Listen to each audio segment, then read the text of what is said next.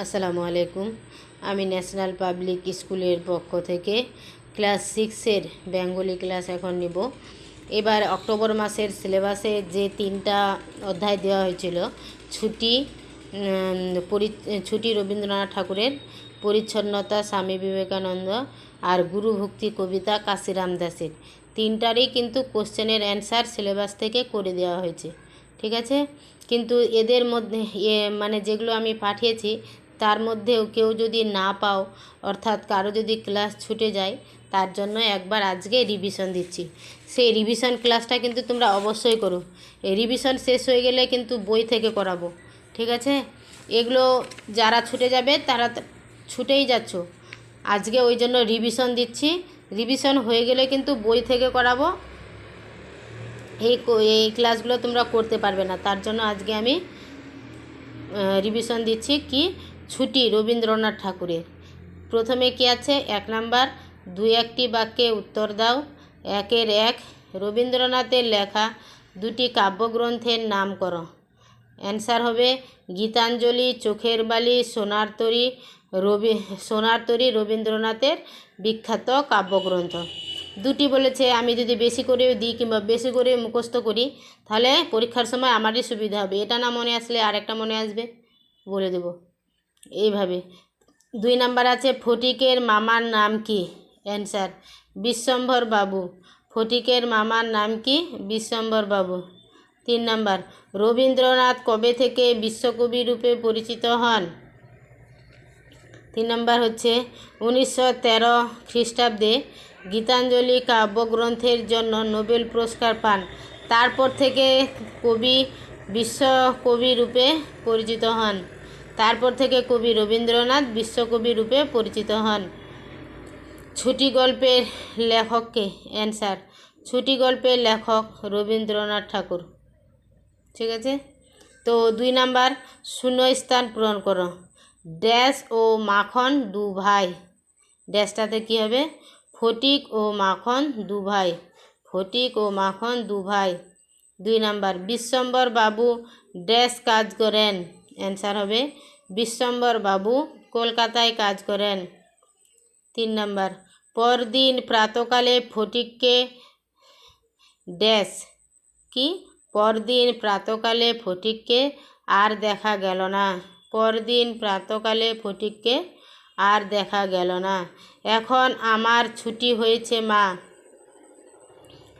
Dash, অ্যান্সারটা হবে এখন আমার ছুটি হয়েছে মা, এখন আমি বাড়ি যাচ্ছি।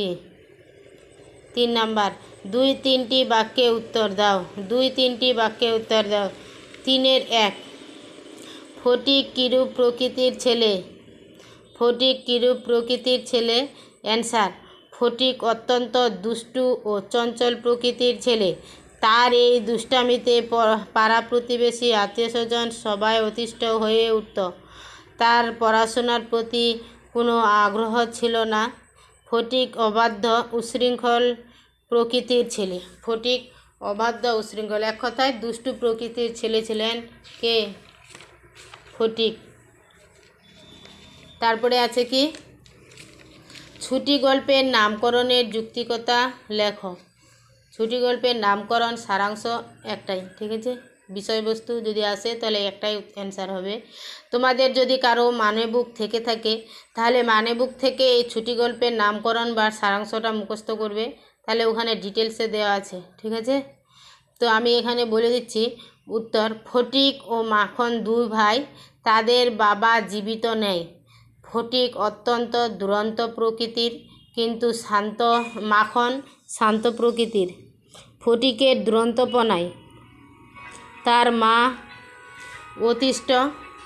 এমন সময় একদিন ফটিকের মামা তাদের বাড়ি এসে উপস্থিত হন।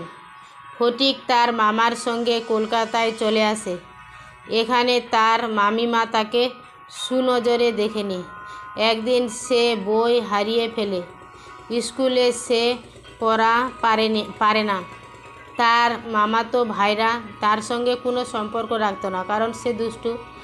ফটিক ও তার অবস্থা বুঝতে পেরে বাড়ি যাবার কথা মামাকে জিজ্ঞেস করলে মামা উত্তরে জানায় যে পূজার ছুটি হলে বাড়ি যাবে।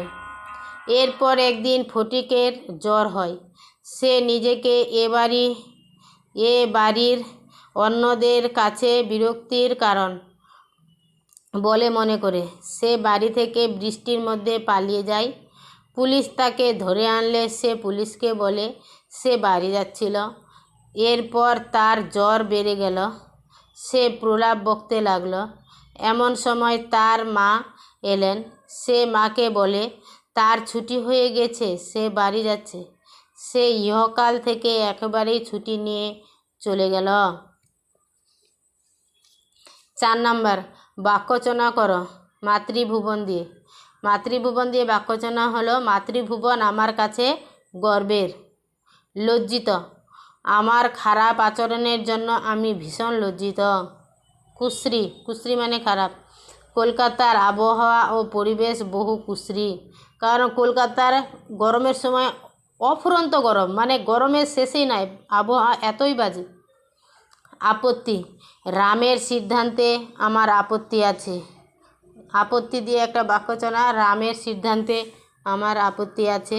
সন্ধি বিচ্ছেদ, উন্নতি, যোগ নতি, উন্নতি, বিসর্গ যোগ নতি। দুর্লভ, দয়রুসু বিসর্গ যোগ লভ। নির্বোধ, যোগ বোধ। আহারাদি, আহার যোগ আদি, আহারাদি। ঠিক আছে, আজকে এ পর্যন্তই। ছুটি গল্পের সমস্ত কোশ্চেনের অ্যান্সার বলে দিলাম। যাদের এর আগের ক্লাসগুলো ছাড়া গেছে কিংবা পাওনি কিংবা রেকর্ডটা বুঝতে পারোনি, তোমরা বারবার মিলিয়ে দেখবে।